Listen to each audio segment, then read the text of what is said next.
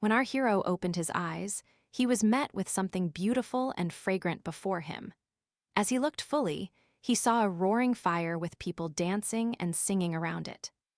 He imagined that everyone was just having a very ordinary campfire party. He grinned greedily, feeling he had already fallen out of demand among girls. What drew him in most was the scent, a sweet, enticing aroma of meat. The hero was so famished that nothing drew his attention but the lamb, its taste irresistibly beckoning him. All of a sudden, he shifted his gaze to the girl by the fire.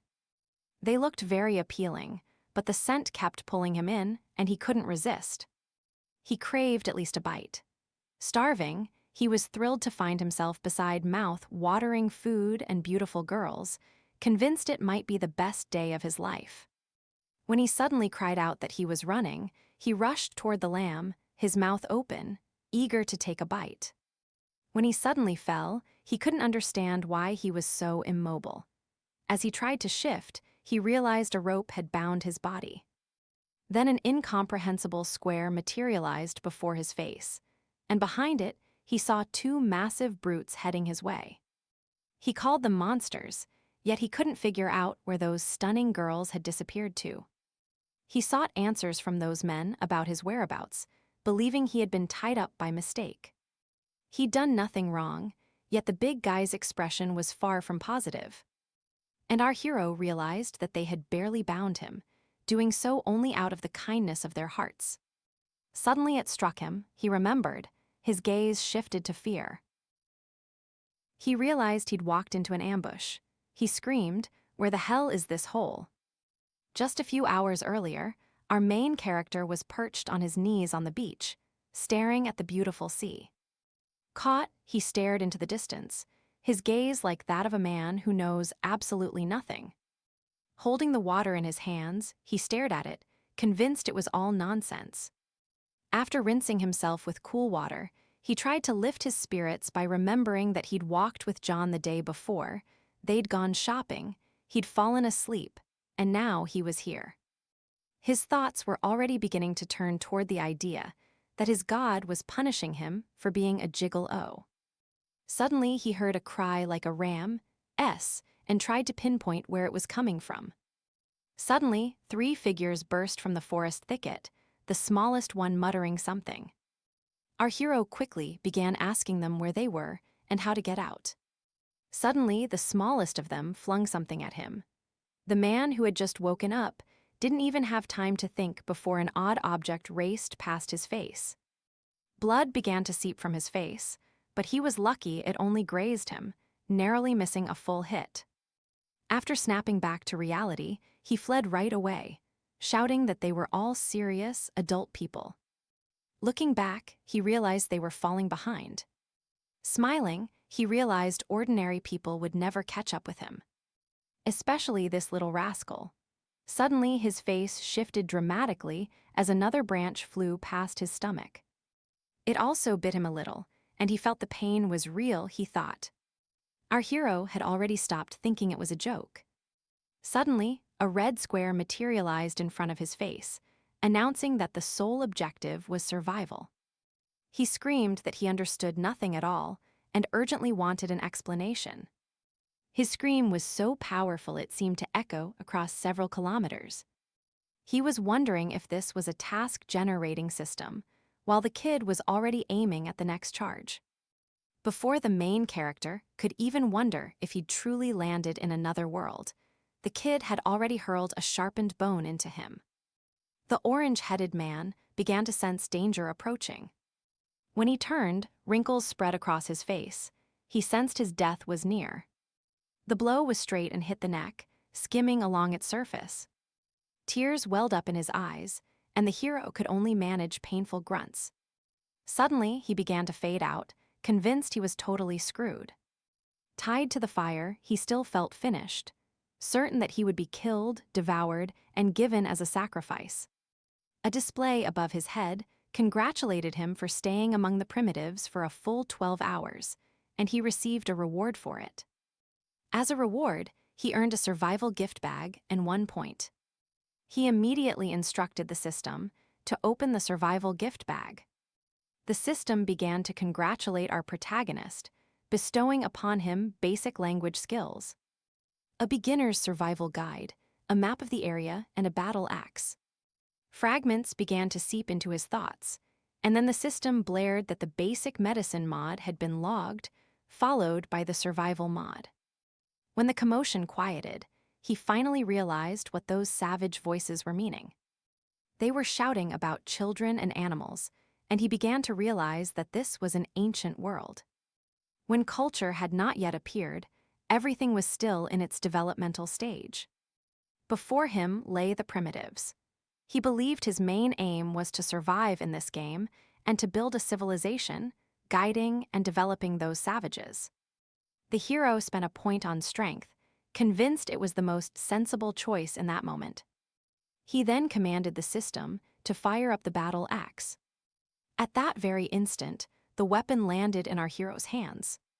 Shouting loudly, a crimson shell began to envelop the hero, and the rope snapped immediately. The rope crackled, then burst apart. A few seconds later it was gone, and our hero was set free. Looking at his fist, he was surprised to see just one point. It had bestowed immense strength upon him. The primitives heard the sounds. They turned toward where the tied trophy lay, but instead saw our satisfied hero, smiling, eyes fixed on them, with an axe slung over his shoulder. A man with a bare torso and a baffling mask on his head shouted, "Grab me, don't let me get away." He also warned that if they killed him on the spot, they'd eat him. Listening to all that, the main character smiled, amused by the words. Aiming his axe at the thugs, he declared that savages were forbidden from defying God. The masked man, in his turn, didn't understand which other god they were talking about. The hero, keeping his composure, replied that this signified he was both their authority and their leader, for he had been sent by the heavens themselves. Shortly after, he warned that all of them would be punished for their insults. Those words enraged the bare-chested thug, because for him, strength meant everything. In that instant he shrieked, leapt at the standing protagonist, and swung a massive bone. Suddenly, a wave of system windows surged into view ahead of our hero, which assigned him the task of surviving, intimidating the primitive people, and becoming their captain. Suddenly, the system warned that a punishment would follow. When the battle axe was taken away, it left our main character a bit stunned. Because no punishments had been imposed before, he couldn't risk losing his only valuable weapon at that time. Thus he had to finish the quest, swinging at the airborne thug. He shouted that he would not ever lose to any savages. Suddenly, a powerful strike landed, and the roar that followed was so deafening it shattered everything nearby. The earth fragments beneath our hero's feet began to lift, and moments later the ground cracked, leaving a small crater from the wave's impact. Surprised by how powerful the savage had proven to be, our hero swung again. However, the brute was quicker, so the hero had to block the attack. The pumped-up brute laughed. He felt this was the end, yet our hero would not give in. He kept muttering to himself that he was far stronger. The two heroes screamed, pushing their clash even harder, each trying to knock the other's weapon out. Suddenly, the thug's blows crumbled, and our hero lifted his axe. A sudden clatter cut through the air as a splintered bone fragment from a crude weapon fell. Seeing this, the two heroes were puzzled. A closer look revealed that the big one had actually broken a bone. It had been severed by the captor's blade, and the entire tribe stared at the broken bone. Because it had never happened before, he glanced around, wearing the most clueless expression. Our hero felt only that the biggest trouble was about to strike. In that instant, he shouted that this was his favorite weapon. It had been with him since childhood. How dare our hero break it? In a sudden burst of fury, he shouted at his comrades to attack him and tear him to shreds. He fled the angry crowd, yelling at them and asking whether it was fair that the one-on-one fight had not yet ended.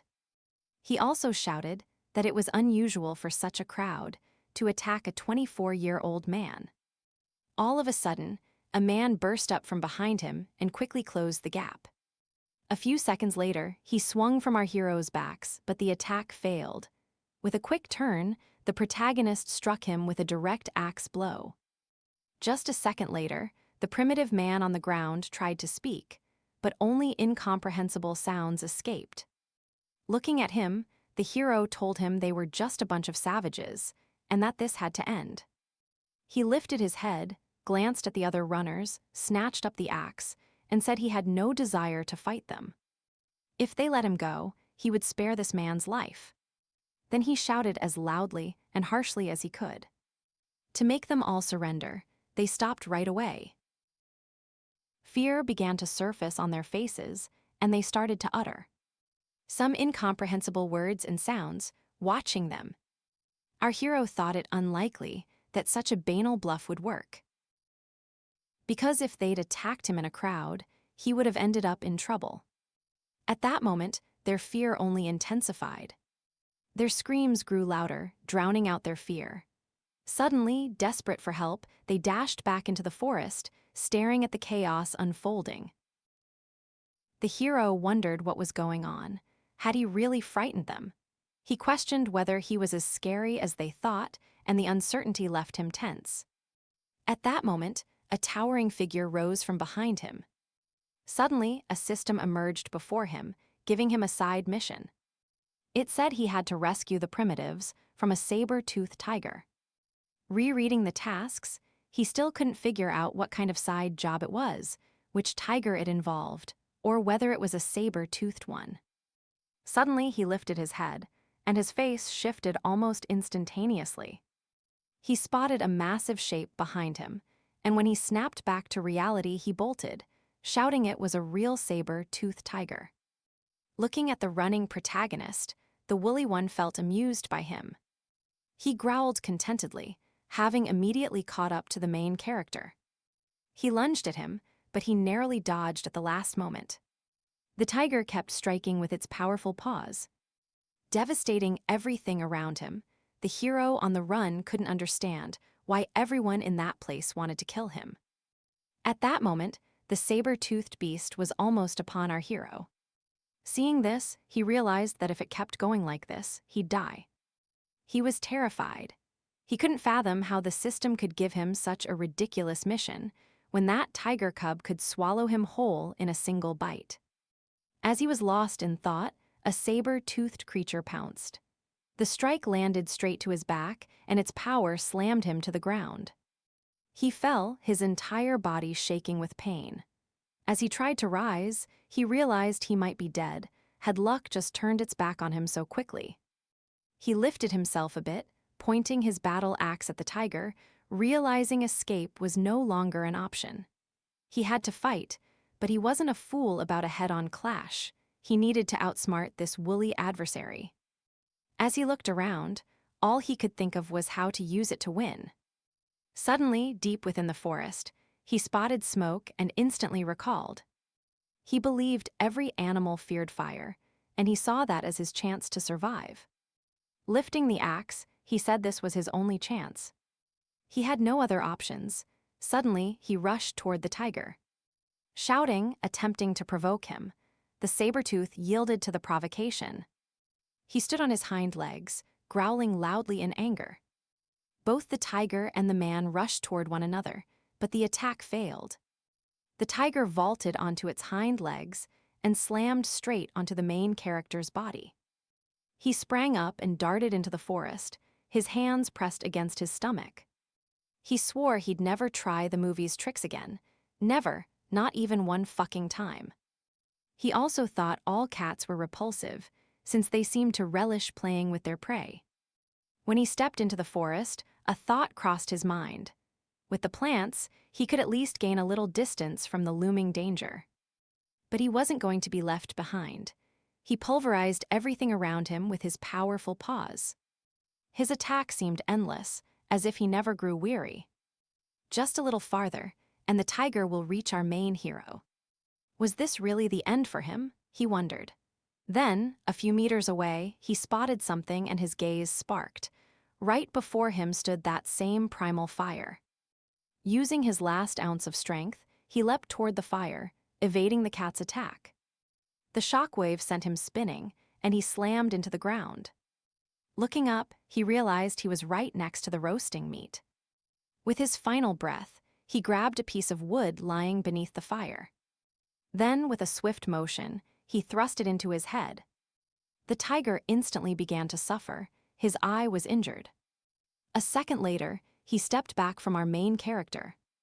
He felt the danger looming. They faced each other. Using his final strength, our hero grips a burning stick, hoping to frighten the saber-toothed one. Right then, he was rubbing his wounded eye with his paw. Waving a flaming stick, he called out to the tiger, "Come here, big cat." And then I hoped he would get frightened and retreat, as his strength began to wane. Suddenly, an odd sound began to reverberate throughout the area. The sound was blindingly deafening. Listening closely, he couldn't believe what he heard. Because that sound was familiar to him, though on an immense scale, it was the thud of trampling, a colossal stomp. The sound continued, growing louder and louder. The awful stomping brought an end to the fight between man and beast. The cat uttered something in tiger, but it clearly came out as wow. Suddenly, he screamed in horror. His face twisted with terror, and he jerked abruptly to the side, away from the man. Our main character couldn't figure out why this mighty beast was so frightened. The moment the tiger vanished, a system appeared before our hero, congratulating him on completing the side mission. He was amazed by the system's generosity, which granted him a full 2 points. And he also earned the gratitude of the primitive people. Yet the approaching sound distracted him because it was already so close. The sound grew louder and louder. He looked around, trying to find a place where he could run to safety. While running away, he ordered the system to add a point to both his agility and strength. It immediately carried out the command, boosting his attributes. He began to feel his strength overwhelm him, and moving became much easier than before. He surpassed hurdles that once seemed unbeatable. Suddenly he halted, landing on the cliff's edge. He stopped just in front of the primitive crowd, staring at their confusion and fear. Only then did he catch his breath. He shouted loudly to capture their attention, and their leader could fathom how the main character hadn't been devoured by a saber-toothed tiger. He smiled immediately in response to those words. Suddenly, he lifted his battle axe over his head and warned that the moment their eyes met the saber-toothed tiger's, it instantly pulled its long tail behind its legs and ran off. They stood there, bewildered, until he suddenly demanded that everyone kneel before him. They stood in stunned silence, faces bewildered, just as our protagonist, who couldn't fathom why he wasn't afraid of them. Suddenly, a young girl appeared in front of him, looking straight into his eyes and clenching her fists. She approached him in the payment room, fists still clenched. Suddenly, she clutched his leg and shouted that he was the very savior who had rescued them. At that instant, everyone knelt and shouted that at last they would no longer fear the tiger. They immediately asked him to take the helm. He wondered whether this was truly an extra reward the system offered him beyond the points. They kept bowing to him, urging him to take the lead. Even their current leader praised our protagonist, calling him the most powerful he had ever met. At that moment, our hero wondered whether becoming their emperor was really that easy. He raised his axe again, ordered them to stand, and then declared that from that moment he was their king. The system rewarded him with 1 point and 3 band aids. He immediately boosted his physical strength by 1 point. Our hero assumed that adding more points to his traits would make tasks easier to complete. After a moment, he ordered the system to pull up the inventory. It contained that exact patch, an effective herbal remedy that stopped bleeding and promoted healing. The expiry was set for just 1 day, a fact that left our protagonist perplexed. 1 day simply wouldn't do. If he activates it, it will expire after 1 day, otherwise it will spoil. He took one to see how it would manage the searing wound on his back, left by the saber-toothed tiger. After those thoughts, the plaster quickly slid onto his back, sealing his wounds. A faint glow emerged, and strange, incomprehensible sounds drifted from the back. After a while, the wounds started to vanish, as if by magic. All the primitives were astonished by this phenomenon, for it was something they'd never witnessed before. Our hero believed that, at a critical moment, this could save his life. He approached the former leader of the tribe, offering his hand marked with a patch and asking if anyone had been hurt. But he immediately shouted to everyone how powerful their king was. Smiling and looking wise, he said this was all the pure truth, because if he were not like that, he could not protect them. He promptly added that if he were to become their king, he would need to meet everyone. He pointed a finger at the masked brute and said they would start with him. He had to introduce himself and brag about his skills, pulling a weird expression while flexing his muscles. He said his name was Sheeg and that he had once been their leader. He was also the best fighter. After the big guy, there were several more. All of a sudden, a girl approached Sheeg and proclaimed herself the strongest. She was called Huangzai, and when she stepped toward our hero, he could hardly believe his eyes. Standing in front of him was a simply enormous girl who claimed she could throw stones. He immediately began to think, because a whole hidden boss of the game could be waiting right in front of him. Then Shashu introduced herself, claiming she could climb trees and pick fruit. Suddenly, something kicked our main character hard on the back of the head. A beauty appeared before us, catching our main character off guard.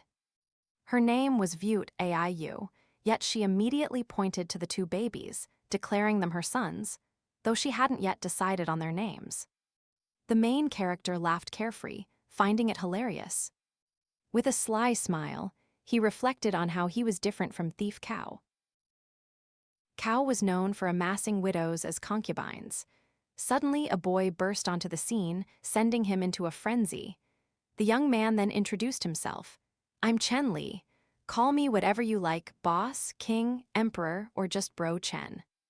He also claimed he possessed complete knowledge of civilization and had come to share it. The crowd froze, staring in astonishment, as they had never heard such statements and couldn't grasp their significance. He assured them not to worry, saying he'd show them something new. Soon they'd change a lot, and they'd even be able to eat meat every day. The last mention of meat stunned the primitives, because each bite had been a holiday in itself. Realizing our protagonist's words, they erupted in joyous shouts, praising their new leader. Showing that the main quest to settle down had started earlier than planned. The quest's description required you to help primitive people build their dwellings, formally establish a tribe, and grow its membership to 50. The prize would be 3 points and a large treasure chest. There were 15 days to finish the quest, but it was activated ahead of schedule. The system added 3 days, raising the total to 18 days. The main character welcomed the new task and found it easy to complete. I instantly realized there were 15 people in the tribe at that moment.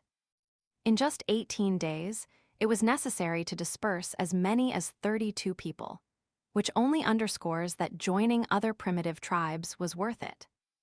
Notice his mood shift dramatically, as completing this in 18 days feels impossible. Our main character will need to push hard to finish this mission. Pondering the chest and the extra prize, he grew curious. He hoped the system wasn't deceiving him. A bright night arrived. An alien-looking moon hangs in the sky, its glow spreading across all nearby territories. At that moment, the main character slept surrounded by the primitives. The hero's eyes fluttered, and stray noises irked him. He suddenly rose, realizing he was fed up with the lawn. Rising and clutching his stomach, he realized that conquering the world on an empty belly was impossible. You first have to eat well. Seeing his tribe, he remarked that they were simple-minded and had left themselves entirely unguarded. With each minute that passed, his thoughts turned increasingly to food, and he began to look for somewhere to eat. Suddenly it struck him, and he shouted loudly. Where he clashed with the saber-toothed tiger, a lot of fried meat lay around. But at that exact moment, he wondered if someone had already eaten the meat. Two opposing thoughts clashed in the man's mind, one insisting the creature that had frightened the tiger might still be lurking. The other said that, at this rate, he could die of hunger. After hitting himself in the face a few times, he decided it was enough reason to worry, since meeting that creature seemed virtually impossible. After calling the system, he grabbed a battle axe from there. In that instant, it appeared in his hand, and he slipped into the heart of the forest. Using swift, deft moves, he covered a stretch that would have taken much longer before. At that moment, the same moon cast its glow over the forest, and a pleasant blue breeze drifted out from the bushes. He was struck by thoughts that everything seemed too quiet. Glancing at the meat, he realized he'd better be very careful. He only knew a fraction of the forest's monsters. As he approached the fire, he spotted more slices of meat and a white creature that looked like a hare. After tying it snugly with a rope, he glanced at the meat, picturing taking some of the loot back to my guys.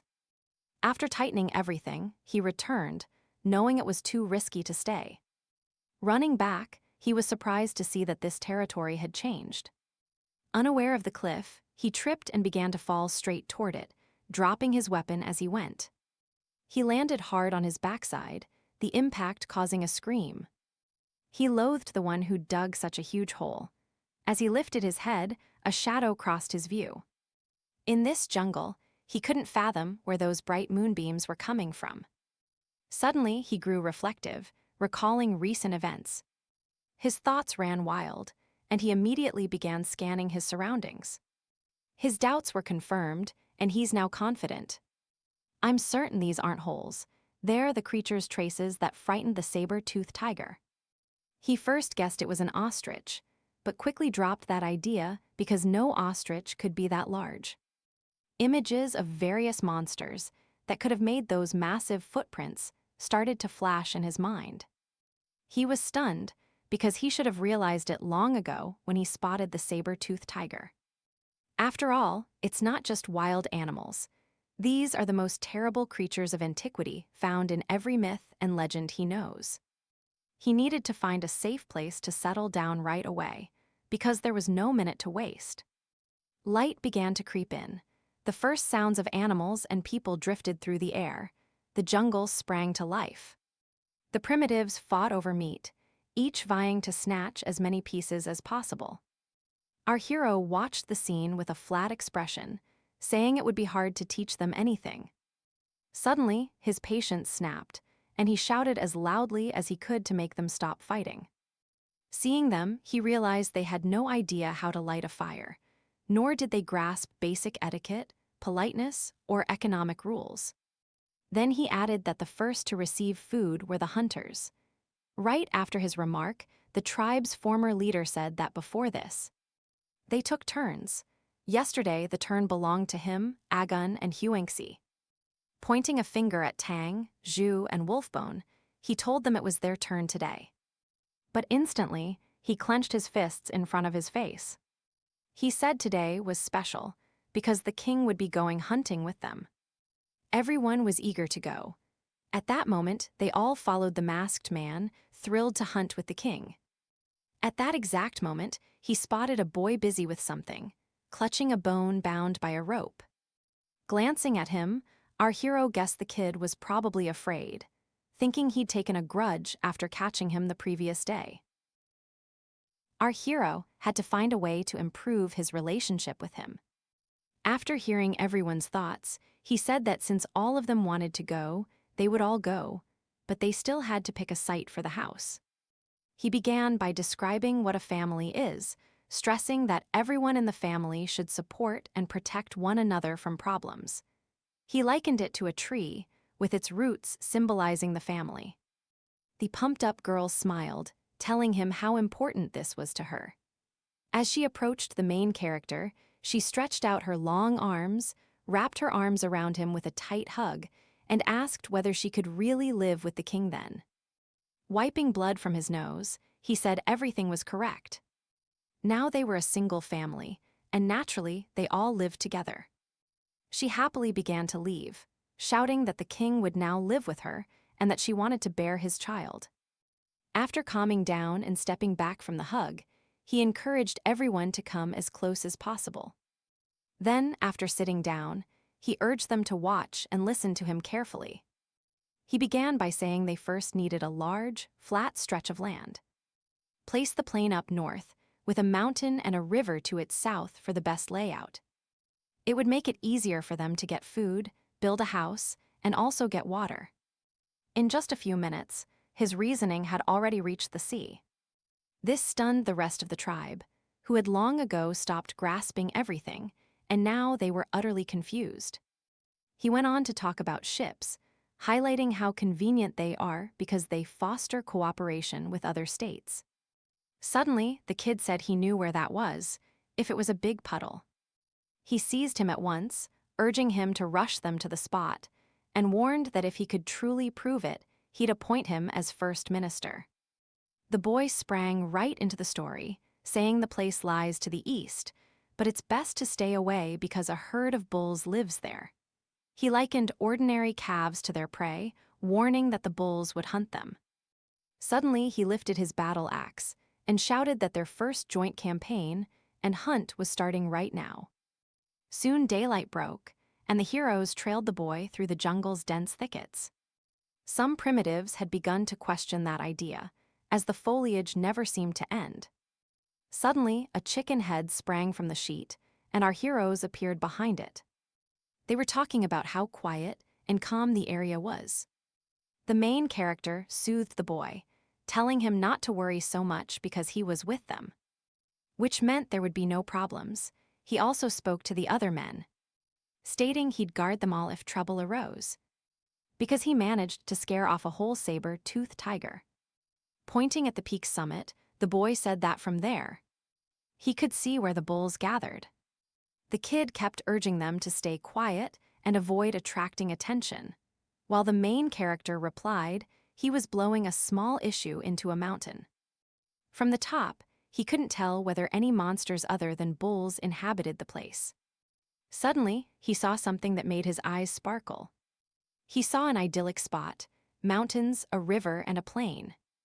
A heartbeat later, a familiar scent drifted to his nose. The scent of the sea filled me.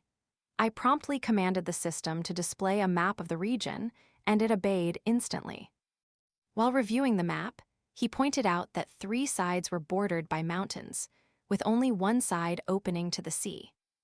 And this was the ideal spot to build the first city. Suddenly, a boy yanked him away, shouting that it was unsafe. Looking out from the rock, our hero couldn't understand what else was also scaring them. After all, they were just ordinary calves. Our hero immediately opened the basic survival guide, which gave him a quick rundown of the local wildlife. Looking at the boy, he asked where those black bulls he'd been talking about so persistently were. He immediately turned to the grove, noting that it lay just behind it. He said there was a big bend in the river, right next to it. The protagonist told the child to take him there and warned the others to stay on guard. After only half an hour, the heroes arrived at their destination. As he looked around, he felt the place was too quiet. He also couldn't see why they were so frightened by those bulls. Could these calves actually be dangerous? He was surprised to find the references jotting down everything around him and offering useful insights. He was pleased with this skill, thinking there might be monsters here more terrifying than these bulls. Suddenly, he heard a boy's trembling voice as he pointed a finger to the side. After glancing first at the boy, he lifted his gaze. Suddenly, he spotted a massive black shadow drifting across the scene. The baby instantly burst into a scream, proclaiming that he was huge. When we looked closer, the main character slipped into a stupor, admitting they were in a total mess. A huge horned monster stood before them, but it didn't notice the heroes at all because they were too small. As he passed them, he gazed into the distance and moaned. When he screamed, the roar that erupted was deafening and ear-splitting, stuttering in its ferocity. The tribe's former chief asked our protagonist if they were truly going to hunt the calves.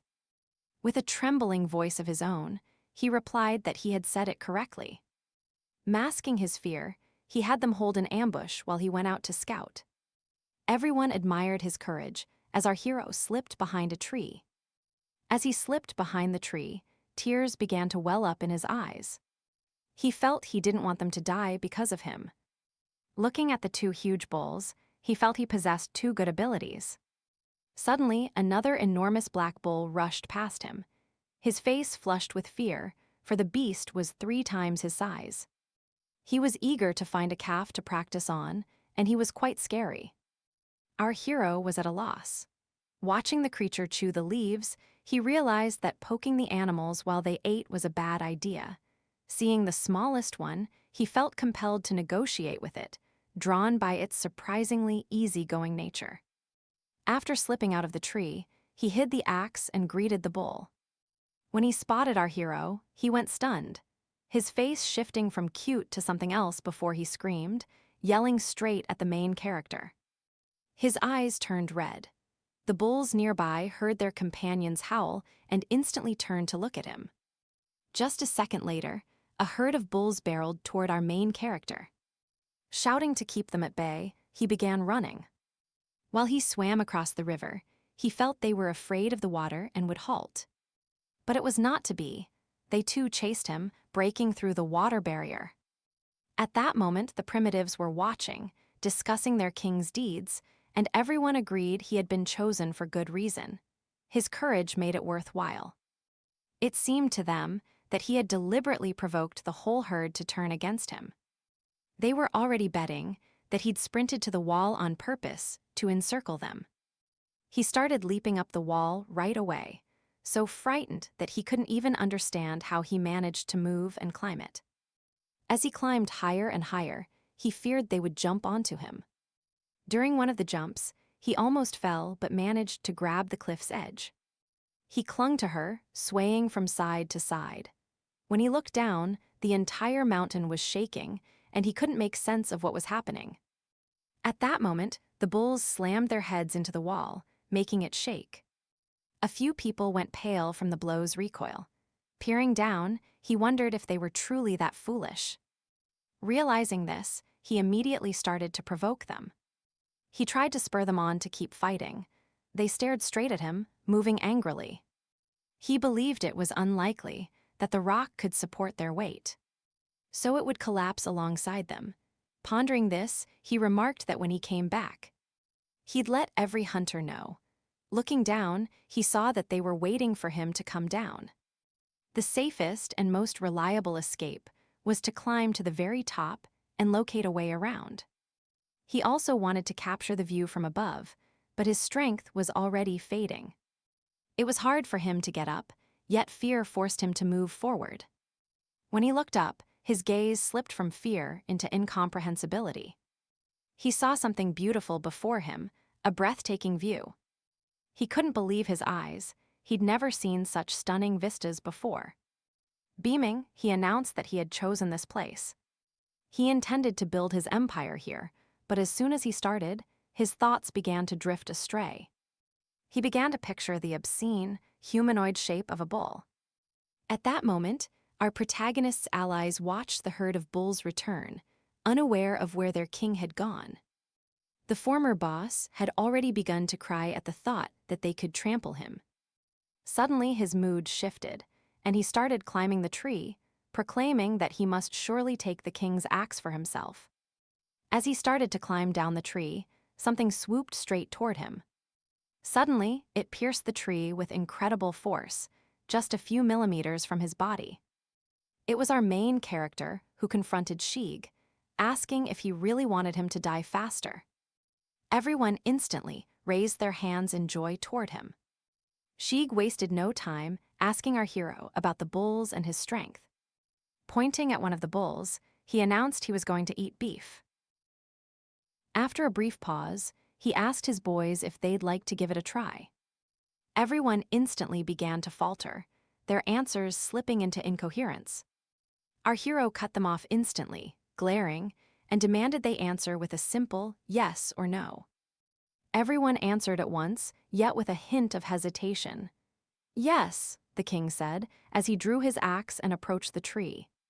He lifted it and declared that from that day on he would teach them how to forge powerful weapons and master advanced hunting techniques capable of defeating monsters and beasts far stronger than themselves.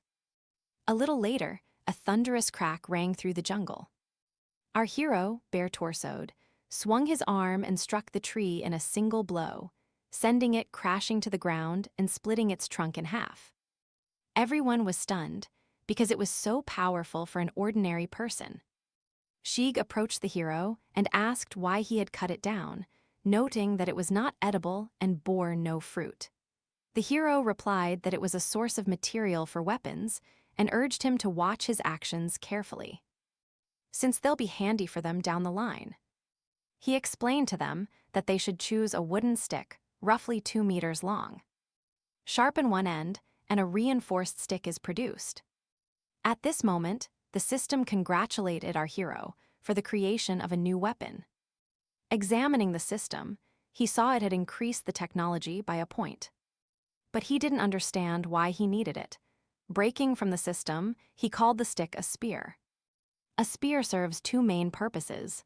First, it can pierce a person or object. Well, the second action was to throw, after which he hurled it aside with incredible force. Sheeg walked over to the stuck spear and remarked that it was a remarkably powerful weapon. Everyone dashed toward the king, wrapped him in a hug, and begged to get a turn with the new weapon. Soon after, training bouts with the new weapons were in full swing. They couldn't imagine wood being used in this way. Pointing at 2 men, our hero ordered them to strike him with a spear. They immediately glanced at one another and paused for a second. But right after, they surged straight at our protagonist, launching an attack. They shouted they couldn't dodge a double attack in one move, but our hero didn't wait.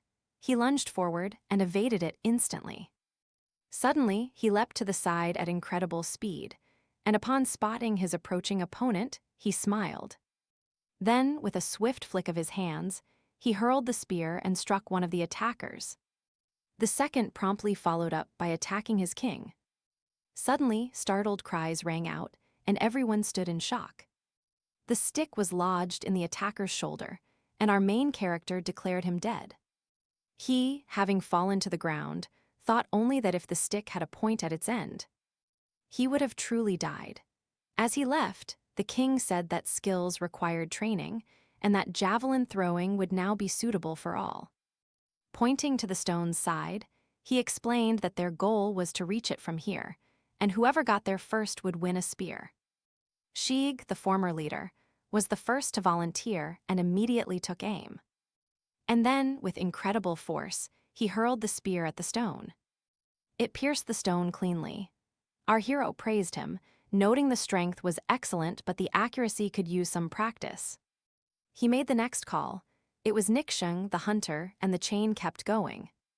Everyone had to give it a try. Suddenly, distant sounds erupted, and our hero ordered everyone to prepare for battle. Right in front of the thicket, someone shouted that something huge was coming his way. It was already close. Their boss immediately ordered them to fight, knowing that this is how they acquire the skills they need now. A massive, shadowy figure with glowing red eyes emerged from the jungle and marched straight toward our heroes. A massive, crimson beast burst from the forest, spotting the heroes and leaping at them in a furious charge. Our hero shouted at everyone to get ready, knowing they would surely catch him. They began to encircle him, and the beast singled out their leader as its primary target. Mouth open wide, he rushed toward our protagonist, intent on swallowing him. Suddenly, a powerful clash erupted between the 2 opponents. Screams of agony rang out as our hero drove his spear straight into the monster's head. He shouted that the beast had been stopped. Grasping a horned red boar, he warned that this might be their only chance. He ordered them to hurl their spears at him. They immediately drew their weapons, aimed, and launched the throws. After that, they immediately started throwing spears, striking the monster. His face twisted in pain, yet the spear the main character wielded against the bull failed to hold, snapping under the force. The boar, bending slightly, scanned the people gathered around him. Suddenly, a boy with a bare scalp was speared in his direction. He began to flail in pain when the hit landed squarely. Seeing all of this, the hero realized the boy possessed skill. The boar surged toward the protagonist, while the boy perched on the deck, watching the scene unfold and waiting for his chance to strike from the air. The red boar bolted in panic, and the boss emerged with an axe in hand. He wasn't about to let him slip away. After slamming him to the ground and pushing him aside, the hero let out a fierce cry. The sign was meant for Xung, who sat in the tree. He sprang down from the tree, thrusting his spear straight at the beast's head. Having pushed it in, the boar began to squeal in pain. He began thrashing side to side, shattering trees with his massive body. The system warned the protagonist that the monster had gone berserk, and the boss instantly shouted for everyone to dodge. He was yelling for everyone to escape, yet he wouldn't let go of his spear. At that moment, their king was closing in on the monster. He sprang to rescue his subordinate, leaping and swinging, shouting at Xung to drop the spear. Fury blazing in his eyes, he slammed into the monster with all his strength. The blow seemed to slice the very air, and a column of dust rose up. From the dust, the main character's silhouette began to emerge, and the monster lay motionless on the ground. Perched on his head, he shouted loudly that a big feast was coming today. All this time, Xing kept the spear in his grip, never letting it slip. The king lifted his hand toward the boy, encouraging him to rise. He praised Xing, telling him that he stood out above everyone else and that he was a great guy. He praised all of his subordinates, telling them they deserved the food. Everyone was happy, since a tasty and hearty meat meal was about to be served. Shigusa, a woman lugging a massive slab of meat, told her it would belong to him. But she immediately declined him, saying the piece was to be sent to their king. She, as she approached the king, couldn't fathom his reaction to raw food. He explained his reaction by saying he had seen them fry food over a fire. She told him they hadn't been able to keep a fire alive, so they'd have to eat the food raw. Our hero believed that fire marked the start of human civilization, and that every future step has always depended on it. He didn't think they were that far behind, because food cooked over a fire tasted far better than usual. He had to show them how to make a fire. Telling the woman to follow him, he headed toward the others. He approached the tip that had snapped off in the battle and examined it. He beckoned everyone closer and asked them to watch his moves, for he was about to teach them something useful. He said it's worth carving a groove and then rubbing the wood together with a few hand strokes, all while stressing the need to keep accelerating. As soon as the tip was removed, flames erupted. Sheik shouted that he wanted the whole world to know the king had mastered fire, but he quickly pressed a hand to his face in embarrassment and told himself to keep quiet. A system suddenly appeared before the hero, catching him off guard. Technology was boosted by 10 points, yet he still didn't grasp what it would deliver. But it clearly wouldn't be superfluous, as he had thought. When he suddenly recalled that paintings communicate information, he intended to use these glasses to learn how to understand them. The kid walked up to the boss, telling him he'd uncovered something. Since they'd defeated the female, he guessed her offspring were nearby. In the end, I managed to find the little cubs. At that instant, a system appeared, assigning our main character a fresh task: subduing the animals and turning them into domesticated beings. Dalda and Kshanan rushed to fetch the pigs. Exhaling heavily, the protagonist realized the day had been tough, yet he still needed to learn how to build a pigsty. The sun was already setting, yet strange sounds still floated from the forest. The men carried branches, each curious about why the king needed so many. The rest were gathering things, a few were knitting, and everyone was at work. Sheik was taken aback when he saw this, unable to understand what they were doing. The boy with the skin on his head explained to him that the king had called it a straw rope, but he could not understand a word. It was tough for him because he'd never seen anything like that before. The sounds of the earth cracking could be heard nearby. The main character made several holes around and called them over to listen carefully. They had to pick a branch that matched his and the rope. Everyone must create at least 5 of these wooden structures. Slide the assembled structure into the prepared holes. Then link the sticks together to build a cage. Once that's all set, carefully spread the straw outside. "And that's it, the pigsty's ready," said the main character. Everyone started to cheer, exclaiming how intriguing it was with the king. But right after that, our hero's subordinate started rushing past him. In just a few seconds, the building was full.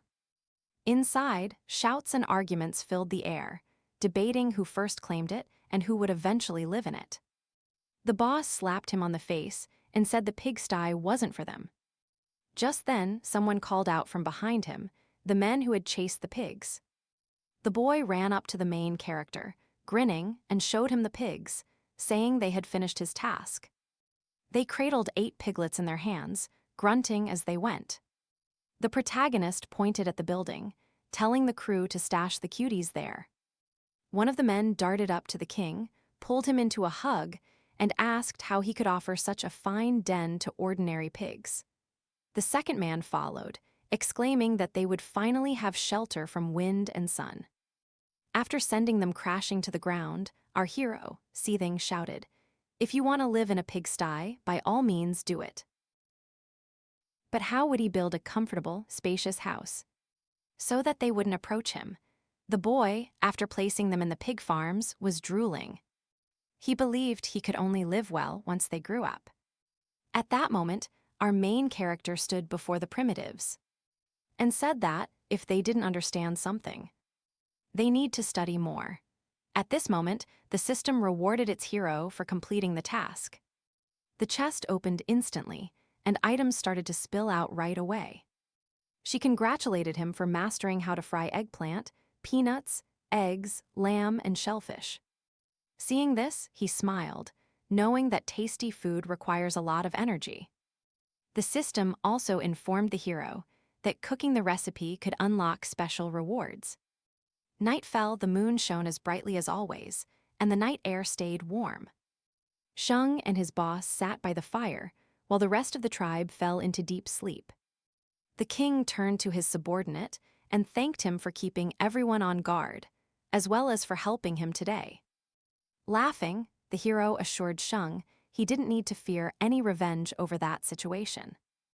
After a while, I asked him if he knew of any tribes similar to theirs. The boy's reply surprised our hero, as he said those tribes do exist. But they're far from friendly and unlike them.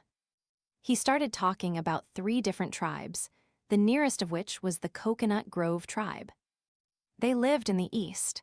There were roughly 30 to 40 of them. Their representative was a woman, hailing from the Seabay's second tribe.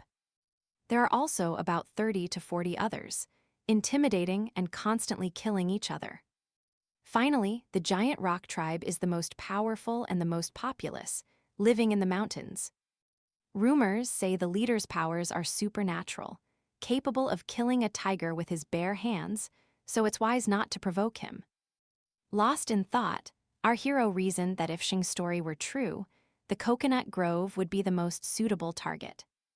He had already begun mapping out a strategy in his mind to win their friendship without a single clash. Suddenly, a chill swept over him, and danger seemed near.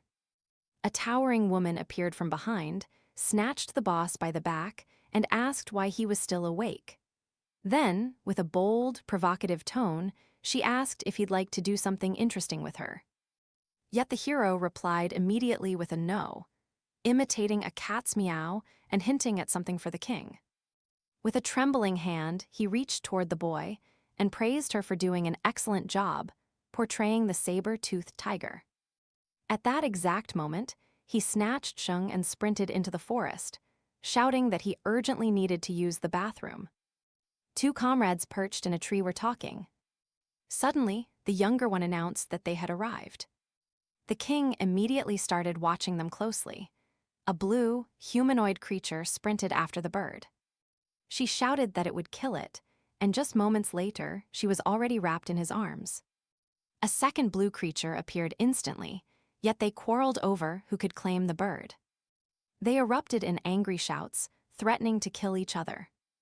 At that moment, the primate chief was discussing how these guys are really very physically fit, with powerful, well-developed limbs. But their brains are very simple. He also told Sheng that if they could connect them to the flames, they'd be able to capture the dodo birds, but the kid immediately replied that their tribe was far fewer in number. They wouldn't manage to catch them, and the tension between the two blues was already escalating. The king agreed with Sheng, convinced that sophisticated weapons might aid them. He intended to start by eliminating the herd of bulls, then employ the fresh resources to forge more powerful weapons and gear for battle. After thinking it all over and seeing it all, he told Sheng they were coming back. After a while, the heroes rejoined their comrades. Some were resting, others were gathering branches, and a few were eating. Shig sat, absorbed in thought, watching something. At that moment, the king and the boy appeared, and everyone erupted in joy at the return of their king. Shig approached the boss, confessing his growing worry. He'd searched everywhere but still couldn't find his king. Our hero promptly sent the men to training so they could hone their spear skills. Right then, someone approached our main character. It was the girl who was talking about how large leaves make a convenient toilet paper. He ordered her to gather all the women because he needed their help and was about to teach them something intriguing. She stepped out right away, saying she would bring everyone together in a few minutes. After a while, the main character was encircled by women clutching stones, presenting them to the king for appraisal. They expected praise from him. He sprang into action, explaining that first you must carve a rectangular slab from the stone, then grind it hard against another stone to create a sharp point. In this way, you make a stone axe. They began to applaud him, declaring that their king was magnificent. The system congratulated our hero, telling him he'd earn a point for forging an axe. He was unhappy about it because he couldn't see how it worked. He had only been given 10 for the fire. Feeling upset, he conceded. He waved to the girls and urged them to give it a try while he took a break, but one of them had already done so. She unveiled her creation, and the hero was taken aback, realizing it wasn't a double-bladed axe. She answered right away, saying she'd seen a similar one at her king.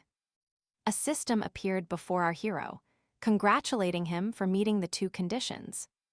The reward was unlocking the ability to spot hidden talent. He began to notice the talents of his comrades, and this girl excelled at crafting instruments. She faced the king with a beguiling look, convinced he was looking at her in depth. He approached the other girls, flashing a smile as he showed them a newly forged axe, urging them to craft as many similar weapons as they could that day. The sun was already setting, darkness creeping in. They shouted that the 30th was ready. The king, standing in front of the pumped-up girl, praised her, saying she had great talent. Showing his hands, our hero was stunned to see them all bruised from a day of sharpening stones. She instantly switched to that frightening topic for our hero. The others joined in, holding up their hands. They asked him to blow on them, and the king thanked them shyly. As soon as they began to close in, he bolted, shouting that 50 was enough and that they could rest. Lost in his thoughts, he made his way through the bushes. When I suddenly realized I had to let go, something rushed toward our hero. He barely dodged and hurled a curse. As he watched the moving target, he saw that the boys were having a great time. Suddenly, they yelled for the next group to get ready. Approaching Shig, and the boy whose head was still covered in skin. He praised them, then said that tomorrow they would be squaring off with the bulls. He also mentioned he would bring a secret weapon with him. Night fell, and moonlight bathed the surroundings as our protagonist stood by the fire. He swung an axe, striking it against a stone. Each strike grew stronger, and the accompanying sounds grew louder and louder, echoing ever. He let out a heavy breath, realizing he'd stayed up all night, desperate to finish crafting the secret weapon. The entire tribe gathered around him. He told them to watch. They had to pick the black tips of the leaves, and those with wounds on their hands should avoid touching the leaf juice. After all, his system marked them as a natural paralytic. He hopes this juice can paralyze the monsters. One of them inquired why he was digging a hole in the stone. He urged her to call the girls right away. He acted as a stone mortar, crushing the green leaves, and then you must coat the spear tips. That's the purpose of the pit. One of the men cried out, asking what he could do because he also wanted to be useful. Yet their boss urged them to eat well and rest, for a great battle awaits all of them. The sun rose amid a cool, blue breeze, and our main character perched in a tree. As he ate, he pondered the upcoming battle. He held a shashlik in his hands, with salt beside him. Suddenly, the woman shouted that the preparations were finished and everything was ready, and she hurled a spear at him with incredible force. But the king didn't even blink. To him, the throw felt incredibly slow. He caught the spear as it flew past, slowly looking up and exhaling softly. He declared the moment had arrived. Standing before them, he gave orders. The women were to stay and guard the children, and the rest should take up arms and climb the mountain. Everyone felt joyful as a brand new story began to unfold. Now it's the monsters' turn to tremble, and they shrieked. After a while, the heroes reached their destination. The king ventured out alone as bait, while the others waited in ambush. Sheeg praised the king's strength, insisting that nobody should doubt he would return. Suddenly, Jung barked, telling everyone to get ready. He spotted movement on the other side of the river. Sheeg said they could afford to err, since their king had taken a huge risk to secure their victory.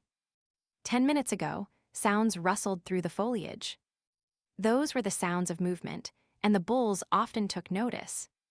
While inspecting the thick forest, the boss was recalling his latest experience battling bulls.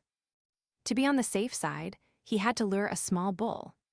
He slipped through the thick bushes, inching closer, hoping to remain unnoticed.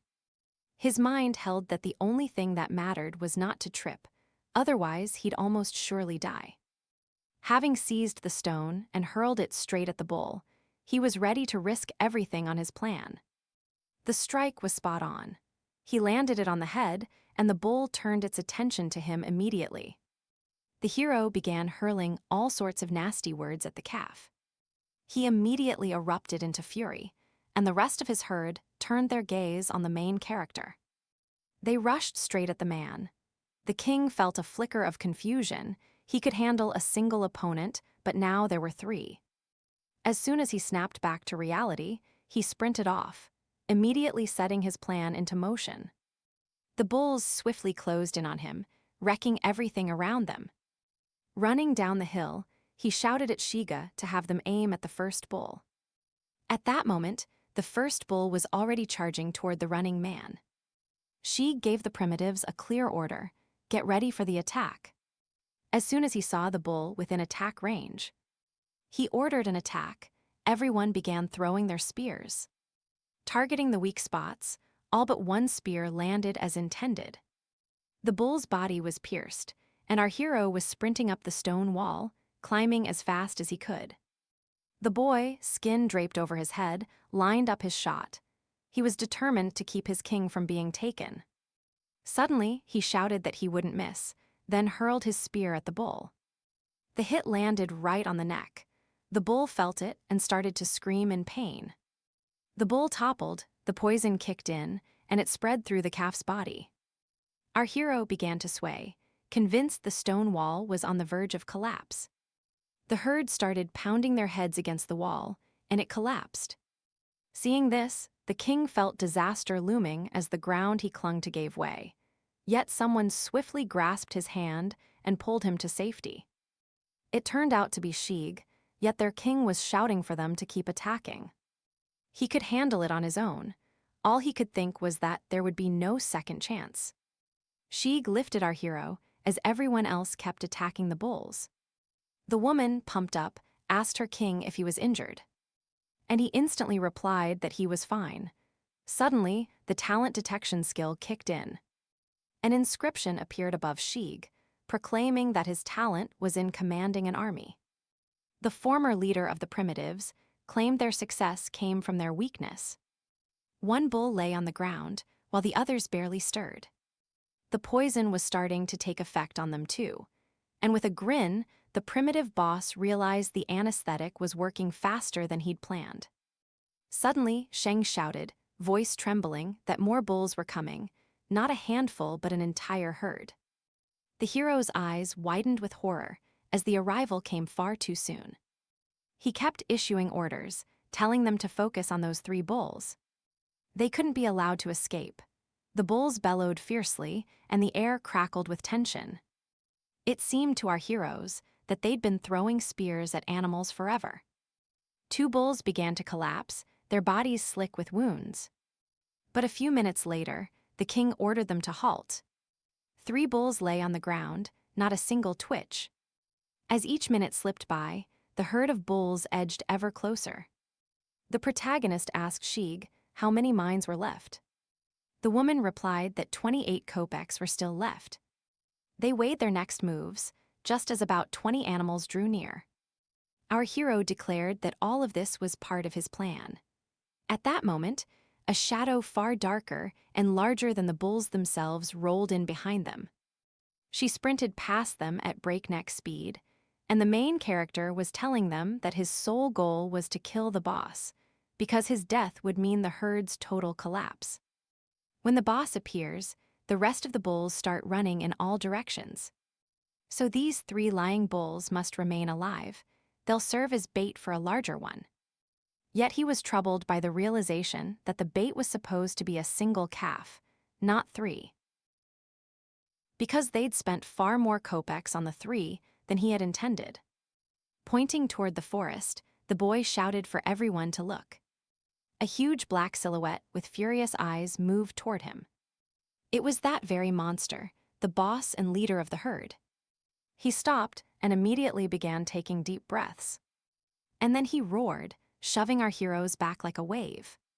His roar shattered the stone wall, sending it crashing to the ground. Rising, Sheng ordered everyone to prepare. They were already here, and at that moment a herd surged toward the wall at an incredible speed. One after another, the bulls began to crash into the wall.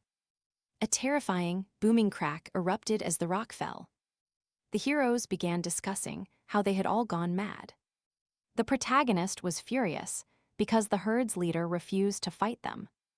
He gave orders from a distance, and the heroes were bewildered by a strange, low rumble that began to fill the entire area, echoing from below. The mountain was crumbling. The boss ordered everyone to retreat as quickly as possible, but before he finished speaking, the ground right under our hero's feet began to collapse. He turned toward the urgent cry and saw his girlfriend fall. Her face turned horrified as she fell into the scorching heat. She started to tumble off the cliff, shattering into pieces, and landed straight on the ground. The hero's eyes filled with horror, knowing that if he didn't act quickly, she would die. He shouted right away that they would.